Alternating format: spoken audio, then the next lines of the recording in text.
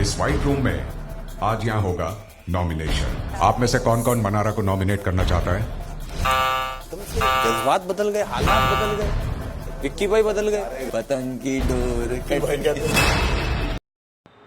तो भाई nomination task शुरू हो गया है बिग बॉस में, जो कि सारे रिश्तों की ना धज्जियाँ उड़ गई। अभी कोई किसी का दोस्त नहीं समझ में आ रहा है, कोई किसी के साथ समझ में नहीं आ रहा, सब कुछ एकदम उलट पलट हो गया है।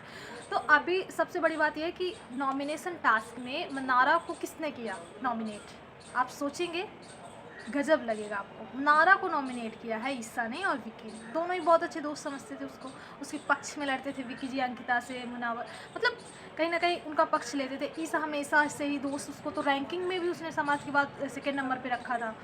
तो मतलब सोच के भी क्या है, दोस्ती कुछ समझ में ही नहीं आ रहा इस घर में कहाँ किसके रिश्ते हैं एक्चुअली। तो मनारा को किया। अब हम आते हैं कि अरुण को किसने किया। तो अरुण को जो है नॉमिनेट किया विक्की ने, वो भी दोस्त थे।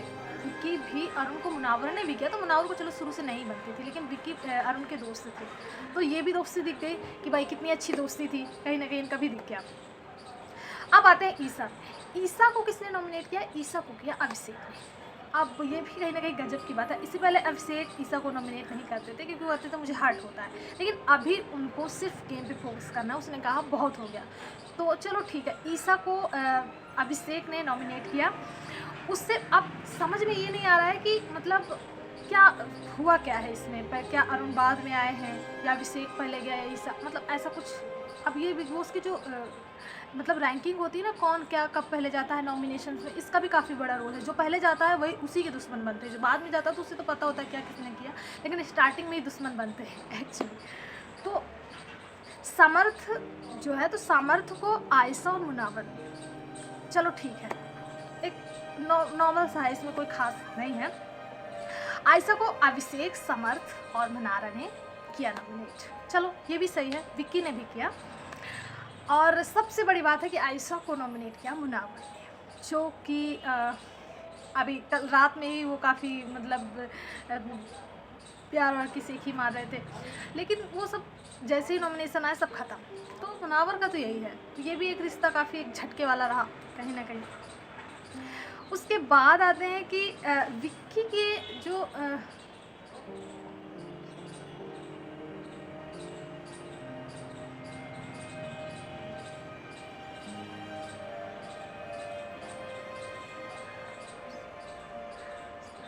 और विक्की को किया अभिषेक, अरुण, आयशा और मुनावर ने।